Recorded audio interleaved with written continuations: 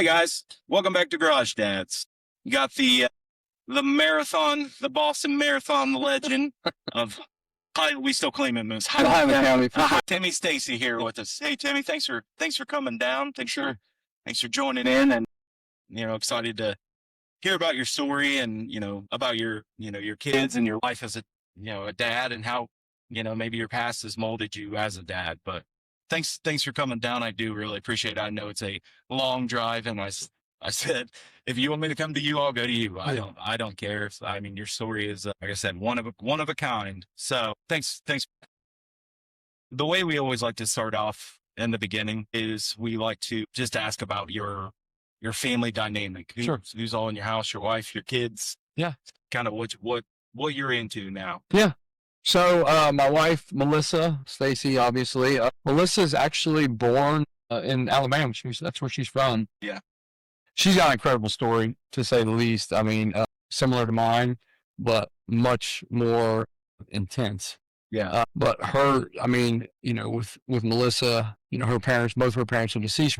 She lost her mom when she was 13, and then she lost her dad, I think, around 2016, 15, somewhere around there. She's, like I said, she's got an incredible story. We'll work together, which is amazing. It can be a challenge working with your spouse at times. There was one time where both of our offices were literally right next to each other, and you got just that wall in between. So it's funny when you get in a fight at the house, but then you go to work and you're right next to each other. Can't escape it. So we still get to work together. Our offices are still, she's got two, but one of her offices is where my building's at. And we're like you. I mean, I think I'm 2 miles from my office. We both work in the helping field, substance abuse recovery field. We work for Another Chance Ministry, and then Full Circle Recovery. Okay. So for the clinical side, so I have what they call a CDCA. My wife has as well. It's Chemical Dependency Counseling Assistant. So I can bill or do individual, counseling sessions under the umbrella of somebody that's licensed in the state of Ohio. So that's what we do for a living. Very rewarding, very exhausting work. Yeah. Because it's nonstop. Like on the way here, I was talking to somebody about getting their husband into treatment. You know what I'm saying? So yeah. You never really get to punch out, but at the same time, for us, like that's our driving force. So, like when I met Melissa, I met her at church, at Zion Baptist Church, where we go. Okay. And my thought was with her, even after hearing her, like her story and all of that, it's like, man, I thought like what we could do together for the Lord, for God. Mm-hmm. You know what I'm saying? As a couple, and I made a video about it, like as a joke, but like she turned me down the first time I asked her out, and then, long story short, here we are today. But that's been our pinnacle, is our faith in Christ, and what really drives us day to day. And I don't think, I don't, would we make it without our faith? Or, I don't know, man. I wouldn't even want to experience, you know what I mean? Like, that's who we are, who we've become together. We've been married going on 7 years in September, so not a long time, but it is a long time. Yeah. And then we have Jesselyn and Paisley.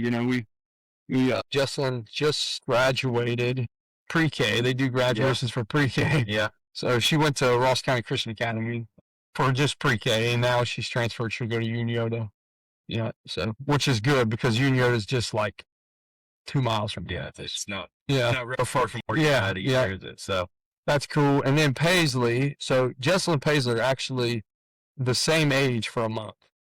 So, which is wild. Yeah. Jesselyn's 5 right now. Paisley's 4, but come December, she'll be 5. So 1 month, they're both 5 years old.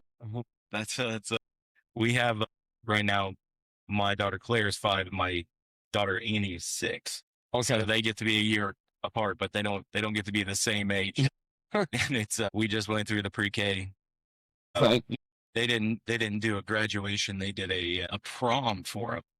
They did a prom and like a dance thing. Then had that be they had a DJ and had them all dressed up and everything. That was a neat experience. My daughter Annie, she graduated kindergarten. So nice. I was like, when my wife was asking me, I was like, I think his kids are right around the same age. Yep. And then of course we have one that's a year and a half. So Oh, wow. We got one more. So That's awesome. it's about time we can just be aligned all together.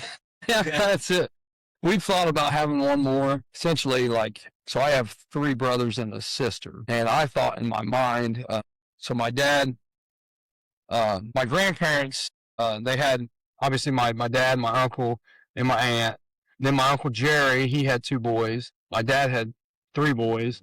My brother Josh has 3 boys. So I assume I'm going to have boys, and I had 2 girls. Yeah. And I've just been around them all my life. Like my older sister, I wasn't around her much. She lives in Columbus, but she grew up, she's my half sister. Yeah. So she lived down here for a while, but then she lived with my grandma in Dayton. But I've just only been around boys. Yeah. And women, obviously you get married, you understand that. But like kids, it's so challenging to say the least, at times. Yeah. Their emotions all over the place. You know what I mean? Oh, yeah. So, yeah, that's one of those things I was just thinking. I watched a video on this earlier, and it was a mom doing a video and was like talking about how, everybody says to guys when they have daughters, it's like, oh, poor you, poor you. He's like, no, it's not poor you. You get to walk in and be a superstar. Yeah.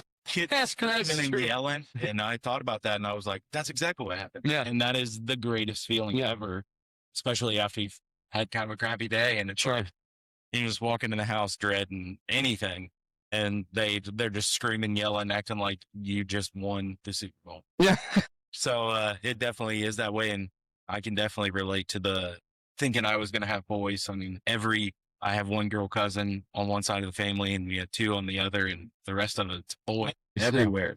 And every one of me and my cousins there's my oldest brother has a son, and my cousin Calvin has a son. All the rest of them are girls. Wow. So it's something I definitely was like, yeah, I'll for sure have boys. Always genetics adds up, and my wife's family is kind of the same way. She's the only girl. Wow. So I was like, I don't know what happened, and now I see go places and see boys, and it's just like, no, not at all. It's we took them down with the church. They did a youth group like kids thing. It was mainly young kids at Slick City down in near Dave and Buster. Yeah. Down in that area is. And the boys were just wreaking havoc. I mean, no fear at all. It was just slides that they went, and some of them would jump, and these kids were getting all the air they could, spinning and flipping. It's just like, no, I don't want to keep up with that. I'll take my girls, and them being a little bit scared and sweet, but yeah, it's a fun experience having girls. Are your girls into anything yet? So not right now. So Paisley will start pre-K this coming year. She'll go to Ross County Christian Academy. But as far as like sports or whatever, that was like very important in my family. Being the youngest, and I don't want to like put my mama or whatever you want to call it on them, but I want it to grow organically rather than it just to be like, hey, you're going to play this. If she decides, like when Jesslyn's, because she's obviously older, she gets into Unioda and she starts playing basketball, playing soccer, whatever it is she wants to do. Okay, cool, let's do it. You know what I'm saying? Rather than like, and my dad wasn't like that, but I followed or my mom, a lot of what my brothers, it can be a pressure. Yeah. And then your identity can get formed in that. And then if you don't measure up to that, then you have, who am I? Yeah. Kind of thing, or I'm not good enough. Yeah. Or, I dealt with a lot of that. So. Yeah. And it's been one of those things we did put him in gymnastics because we said, before we had kids, how important, like I have zero flexibility or, coordination at all. Right. And we said, whether we have boys, girls, whatever, we want them to do gymnastics, sure, for developmental purposes. Right. If they decide that, at 5 years old, they're done with it, that's fine. Cool. But, from 2 to 4, when you're really in that stage where it's a lot about flexibility, balance, we decided that was important, and they've been in that. My daughters are, they everything's gymnastics right now. I mean, they could be at soccer. They could be, I mean, they'll be doing stuff at church. They'll be doing, you know, waiting in line somewhere. We have to do a cartwheel or a front handspring or something along those lines. That's awesome. So I'm like, oh, at least That's cool. at least that all the money that comes out of my account every month for them to do that. For sure. But it's, you know, it's something that they love. And I'm like, I don't care if they want to continue doing it. I'm never gonna force them to do it. And, I mean, I guess I would have forced them when they were babies, but Sure. they would have done it regardless. Right. And then I think when we got into school and, you know, dealing with the kids at the church, you know, this being a small community and soccer is very important here. They wanted to do it, and it is sometimes very, very tough. I'm just like, I've coached numerous sports, you know, with the school, Sure. volunteering of those, you know, and other with other schools to, you know, help out, and that's something I've always enjoyed. I know nothing about soccer, Right. so but there is no way in this world I have the patience for that, Right. you know, because I work in special education with, you know, students with moderate to severe disabilities. Mm-hmm. It is very rewarding, very exhausting, Mm-hmm. and it's people are just like, you have such patience. And I'm Mhm. like, yeah, I use it up all day. I don't want to be snapping on some kid, but it's yeah, that's we were kind of that same way, and it just kind of they wanted to do it. That's Now awesome. it's with the little kid soccer. My daughter Claire had like 45 goals in the fall Wow. in a 8-game season, and I think she had 48 this time. I'm just like, it's this little kid soccer. She is a head taller than everyone, but she loves it so much. That's awesome. And she's a little hustler, Right. because my father-in-law said, you know, when because my brother-in-law has daughters too, and he said when they started playing sports, he'd give them $1 for every goal or a basket. Been surprising days for old Pat. If Forecast she had 15 goals, I just kept going, pass it, and she would try to pass it. So it's yeah. I guess sorry, I kind of made That's awesome. I like it. Yeah, I love hearing about yeah. that. So but I definitely can relate to that. So they haven't mentioned anything, or you think you'll get into the coaching of if they get into some? Yeah, maybe. It depends. I don't know. So I actually worked at the Y there in Chillicothe for a little while, and I coached this thing called the Rookies. Mhm. And I think I'm kind of leaning towards what you were talking about there, is the patience aspect of it. I think I would be better if they were older, but I'm not too good at when they're young. You know what I'm saying? Like, so I taught soccer, basketball, and baseball there. And it was just like a part-time gig. I've worked for, like I said, ACM, No Chance Ministry, for going on 8 years now. But I did that on like Mondays as part-time. So I was a gym teacher, and then I was the rookies coach or whatever. So I kind of got my feet wet with that, and it was incredibly difficult to do it. I guess and I don't mean this wrong, but like a lot of these kids didn't have any kind of their parents were working with them at home. Yeah. Yeah, I mean they were totally fresh. Yeah. Never done it before. They're just like, hey, the guy at the Y will teach you. Yeah. So I'm doing this, and I'm just like, I don't think I got it. You know what I mean? Like, and I was like you with soccer. I don't know anything about soccer, so I managed. I did it for a couple of years, I think. Yeah. Something like that, and then I have a funny story.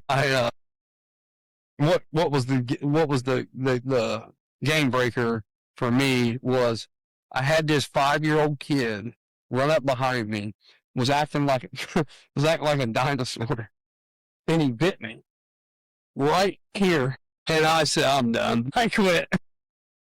He was fully committed to this. He's like, I am a dinosaur. That bug.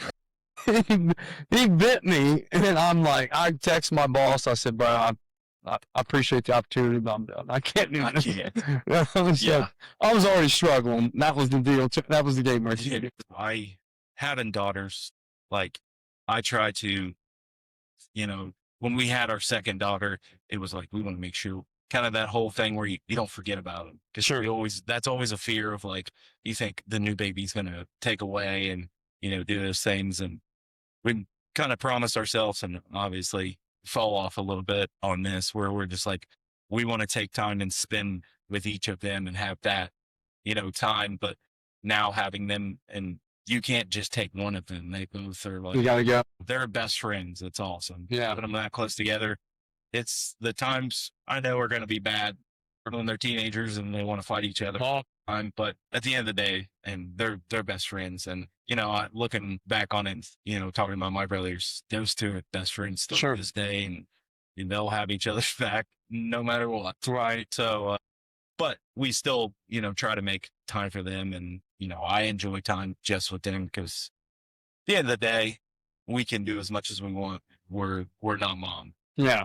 We don't have that nurturing, the same nurturing aspect of mom. Sure. When they're, when they're hurt and when they're tired, they're generally going to go to mom first. But I still try to have a little bit of daddy-daughter time. Sure. What is it you and your daughters, or you Do for your time together, which is just the three of you, Yeah. So or I guess one of each? Or yeah, the way that our work schedule works out is kind of, so I work from home 2 days a week because of my job. I'm on the computer all day. What I do is intake work. So I get somebody that is looking for treatment into our program. That's what I do. So essentially I can be anywhere and do my job. I don't have to be in the office. I don't have to. So 2 days of the week, Monday, Tuesday, I work from home. So I get them, which it can be stressful because I'm trying to do my job and I'm with my kids. But at the same time, it's definitely given me that time with them where I don't want to say like Melissa's at work or whatever. So and we also, as far as like individual time, we do that. Jesselyn, when she was in pre-K, she was only doing half days, 8 to 11. So I would get 3 hours with Paisley on Monday and Tuesday. I take her to the coffee shop and we go get something to eat or whatever, get a little bit of time with her.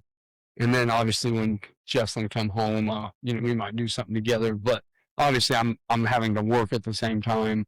Me and Melissa are intentional about trying to do things separately with them. For example, like last Saturday, I took Jesselyn hiking. You know what I mean? I feel closer to Paisley because Jesselyn obviously was our first. She wants to be with her mom all the time. You know what I mean? I don't want to say, Paisley's been with me pretty much since she was born. I sleep in the spare room. Jesselyn sleeps with Melissa. So Paisley was a horrible sleeper when she was born. I mean, horrible. And we couldn't have her in the room, and we didn't do the whole crib and we made that mistake. And so we're still dealing with that. Yeah. But so pretty much Paisley, man, she's been with, she was sleeping in her crib. I slept on the couch for almost 2 years, man. She was such a light sleeper, wake up always, still is like that now. Yeah. She's 4, doesn't sleep well. So I connect with her a lot because she's always with me. She wants to sleep with me every night. Yeah. I'm working on my relationship more with Jesselyn, trying to connect with her. I felt like this past Saturday, I really simple, but I like the outdoors. I like being outside. I like obviously hiking, running, whatever. And so we were on this trail and it was raining. So we were freaking soaked. I mean, we were head to toe soaked. She was soaked. She wants to go off the beaten path. And I'm like, all right, let's do it. And then we got lost, for a while. And then we're in a bunch of briars. And so now I have to carry her. And and I'm sure you've probably dealt with this, this feeling of them needing you, when they're reaching up. She's in a situation where she's scared a little bit, which is really nothing to be scared of, but because there's all these briars everywhere, she's getting, caught up with them. So I have to pick her up, and I'm carrying her through this briar patch, and I'm just getting shredded. I mean, it's horribly shredded. And then we finally get out of that. We're about a mile from my truck, and she was like, "Daddy, can you, she's like, how far are we from the truck?" And I said, probably about a mile. I said, "Are you tired?" She said, "Yeah." I said, "You want me to carry it?" She said, "Yeah." So I picked her up and carried her that last mile. I get home. This is where I'm getting at. Didn't think anything of it. I went change, got some shorts on. I had my shirt off. Jesselyn goes in her room, gets changed, puts some shorts on, leaves her shirt off because she's seen me with no shirt on. And she was trying to be like you. And that's the first time that I can really say that I felt like there was a connection with me and her. You know what I mean? And I know that's simple, but she always wants to be with her mom. Mm-hmm. You know what I'm saying? Yeah, I don't know, man. So I'm working on that right now. And of course, we're our own worst critics when it comes to parenting or whatever. Yeah. Yeah. And I think that'll be one of those stories she'll remember forever. Yeah. Like, remember that day we went in? Yeah. You had to carry me and there was all the briars, and it's just a little stuff like that. And there's stuff now that the girls will bring up that happened 2 years ago. Daddy, you remember when that happened? Yes. Yeah, I guess I do. You remember that? Yeah. So it's sometimes it's just the little small things. And, I had a story with my daughter, Claire, which I feel I've been close with all three of my daughters. I mean, like I said, at the end of the day, I know I'm usually going to be second fiddle, but Sure. I think with being a middle child, being the third, I have a little bit of a special spot in my heart for my daughter, Claire, because she's the middle kid. Right. She's a year younger than her sister, so she's getting all of her sister's stuff, and Right. she doesn't have much of her stuff, and she, can kind of fall in the shadows of her sister. So Sure. yeah, that's definitely where I've had that connection with her. But I think with all of my daughters, I've always kind of, I'll say stuff and people will be like, you did that with your kids? Mhm. Yourself? Yeah. The best is Alyssa always gets mad when people say, we'll ask her, like, who's got the kids? And she'll be like, they're with James. And she'll be like, people will be like, he babysits them by himself. She hates people say babysit, Yeah, they're your kids. Yeah. they're your kids. It's not babysitting your kids. So she'll come home after being, so I try to get her to go do stuff because she gets, lost in the mom identity, and, she had 3 kids in 5 years. And I'll have to go make her do stuff, and she'll go home, but like, I've been babysitting these kids all the time. It's one of those things That's funny. She doesn't like it as much when I do it, but it's fun firing her up on that. So Sure. it's the small victories, joys, Yeah. of marriage, and just getting your wife fired up. And For sure. Oh yeah, I do it. Yeah. fine. Yeah. It's just that. Yeah. Cross that line, and I've thought I got cute with it before, and cross that line. I'm like, rewind. Just Okay. kidding. All your videos, and I love when you take them. When you add them out the track. Sure. Like, Oh yeah. I coach track, and my girls never wanted to do anything on the track. They always just wanted to be out there with me. Kind of being out on the track was the coolest thing. And then they would just take off running and running. It's like tired. For sure. Well, you just ran 100, Yeah. 400 meters. It's Mhm. like tiny little legs. So yeah, you should be. I do the same. But I know that we can definitely get lost in the identity of like just mom and dad and forget about like taking, and this has happened, with the same thing with having 3 of them in 5 years, where we've got lost in the identity of just being mom and dad. What do you and your wife do to just have time for each other? Yeah. Something you guys like to do, just to kind of have that mom and dad time. So again, we work together, which is cool. So I do get to see her a lot, as far as, at work, but that's not really time together.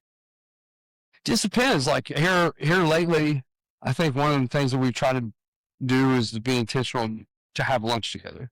Yeah. You know what I mean? Just a simple, meet one day a week and just have lunch. Or, from time to time, the girls will go to their aunts or to my mother's on the weekend or something like that. And we'll try to go out, have dinner, go to the mall. Just depends. But we definitely try to be intentional about spending just a little bit of time. One of the good things on Wednesday night is that my mother babysits on Wednesday, and she typically will take them. So she lives over in Greenfield. Okay. She'll drive over, she'll pick up, and she'll take them to her house, and they'll stay the night with her.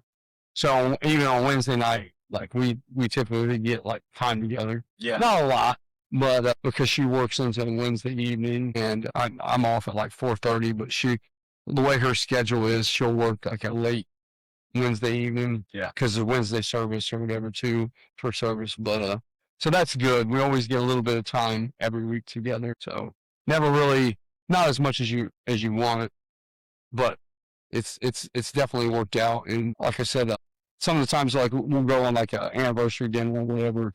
I don't even really like to have like an itinerary. Yeah. Rather, like spur of the moment, I feel like is more exciting. Yep. Than to like, we're doing this and this and this or whatever. Just whatever, man. Yeah. You know, and that's worked for us.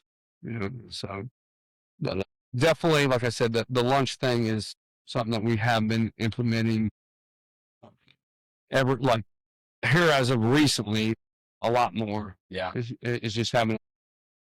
And I think it's so, like I said, it's so hard to kind of fall into that identity of this is, we're just mom and dad. Yeah. And we just, we don't even get to control the conversations at dinner. Sure. Because the kids and, yep. They're kids. It's not like they're doing anything wrong. They're what's on their mind is what comes out of their mouth. Sure. Yeah. Yep.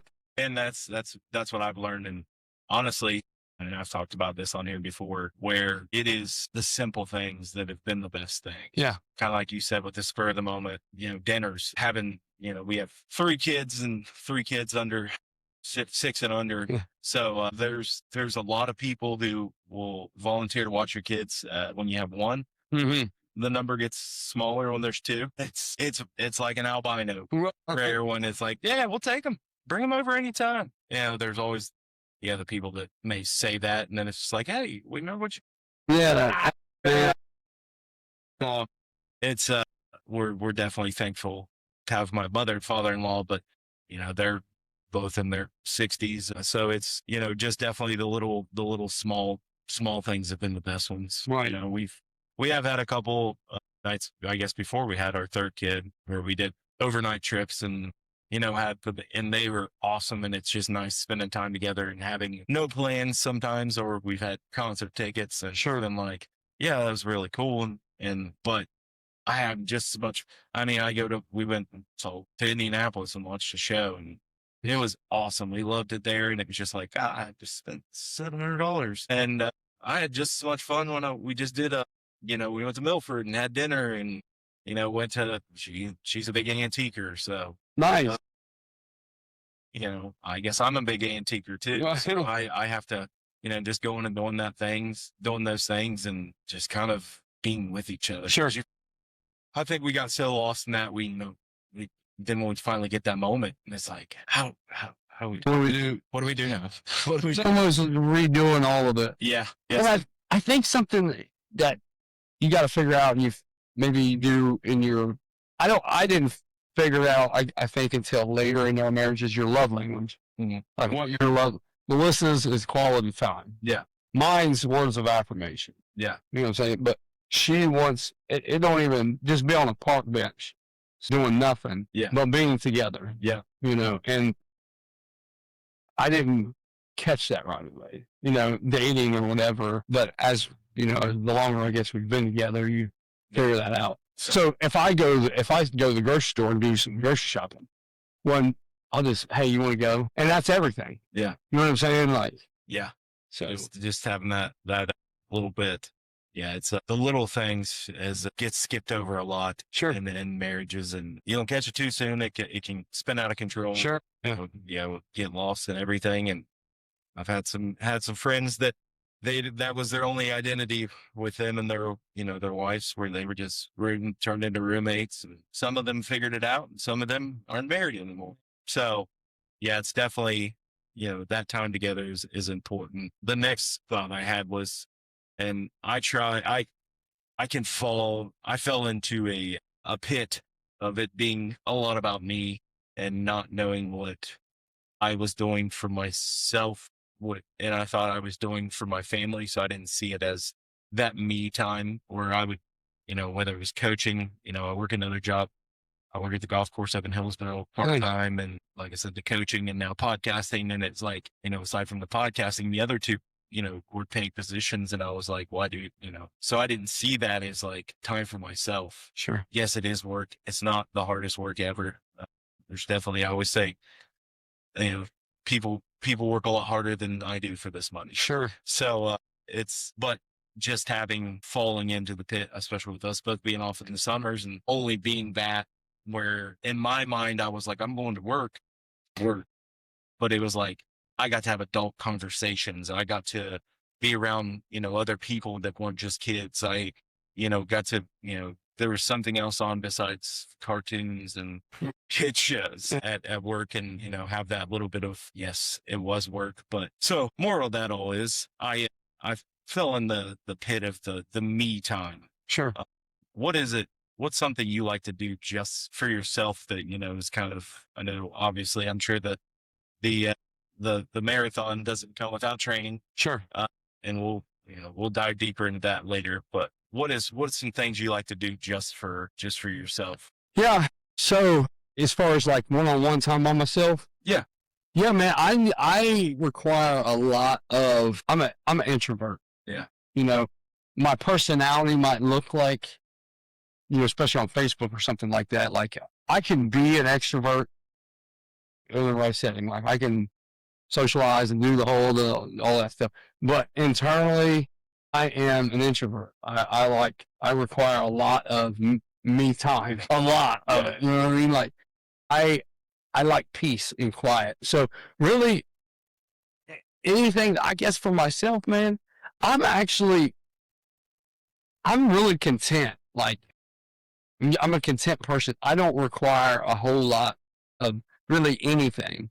The one thing that I do for myself, which I don't even know if it's really categorized as for myself, but is like in the morning, my devotion time is something that I have to have for me. Yeah. You know what I mean? Like that's the one thing that like sets the tone of my day every morning. I've done the same thing since the day I got sober. I read my Bible every morning. I put this like instrument. I don't know if you've heard it or whatever, but on YouTube you can get like just like Christian instrumental music. Yeah. No words, because I get fried on listen. I talk to people a lot, and I think we're in an overload of like in the culture of Christianity of like music and monetizing Christ and preaching, and we're just exposed to so much. So I don't even like listening to like actual like worship music. Yeah. I like listening to just something that's calm, right? And just kind of meditate. Yeah. Read, pray, and just me. I need that time for me in God. Yeah. That's the one thing I guess I could say that I do for myself. Yeah. So I don't get it out of buying stuff. I don't get it out of like going on vacations and all that. I don't get it out of that. It's like that connection. Because if this is right, then everything else would be right. Yeah. So, well, it definitely, I could definitely relate to that. And we all hit that, a time where it's just like, I just need time to myself. Yes. But I think if you give yourself a dose of that, daily, the explosion doesn't happen as right. much. And that's something actually I've been guilty of, where like I said, the kids, when they're tired, they go to their mom, and they're sick, they go to their mom. They will eventually come to me. And there's only one mom and three of them, but it's where I've kind of felt guilty to making sure that Alyssa has time. Yeah. For herself, has that quiet time. And, maybe sometimes that's just me taking the kids and, we'll go outside, or I'll take them to bed and she just stays up and reads, or, sometimes she just wants to watch videos on Facebook, just to kind of decompress her mind and think about anything, but being mom right now, just to kind of change that, the mood. And I'm kind of the same as having that. I guess I just get a little more selfish with it, where like when they go to bed, that's what I do, my time to myself in the evening. Sure. Where, I can get overly selfish with it. And then, I'll come out, work on some podcast stuff. And when it takes me a while to get there, but when I get on that track, like I don't want to stop. And sure, because I won't pick it back up right away. Like it's not like I'm gonna wake up tomorrow, or tomorrow night I'm gonna do this. Like I'm going as far as I can until I can't be looking anymore. Sure. So get in that zone. Yeah. Yeah. And that's so I've definitely felt guilty of a little bit of selfishness on that side of things. And, that's something I've hopefully gotten better at, where it's, being self-aware of being like, I have to be better without being right. Because it used to be a lot of things where she would just ball it all up and never say anything. and then they, you know, that eventually is going to break. Sure. That dam is going to break, and it's so where I think that you know, just being self-aware of things has been better. But you know, I think that that time is a set, Mm-hmm. and I think that both for me and her. Sure. Um, A lot of mine. So I'm up at like 4:30 or whatever, just natural. Yeah. That's why. So I get any of that personal time that I need, I'll get it out. Unless it's on Monday or Tuesday, then because I have the kids all day long, and most of you don't get home till like 6:30. So I was like, all right, I need my lunch break, man. Like, take the kids. You know, I know you just got home, get settled, whatever. But I'm going to sit in my truck right now. Like, I got to get away from everybody. Yeah, I just need to hear anything. I need to hear something from myself. So that definitely, I mean, you know, I can't relate to the consistency of having, you know, them, but it's, you know, with her having 3 kids in 5 years, the maternity leave got used up a lot more. You know, I took off too, but I didn't need 8, 10, 12 weeks. Right. You know, I take 2 or 3, 4 weeks. So now when the kids are sick, I usually take them more. Sure. You know, when it's been more of the coaching seasons. If we have something, Melissa will step up and take them. And sometimes she just like, I'll take the break. But it's after having them all day, and especially if they're home, they're sick. Right. That can get exhausting, and I'm just like, take them. Right. Gotta go. And he's like, yeah, I do this all the time. So it's I can definitely relate to that side of it. Yeah. Where it's and you feel a little, you know, when you say it, it's like, man, I feel kind of guilty for that, feeling that. But then it's like, no, that's natural. When you watch so much Louis, we handle so much of that. It's a great show. Yeah. You watch the 18th episode straight. Sure. Never change.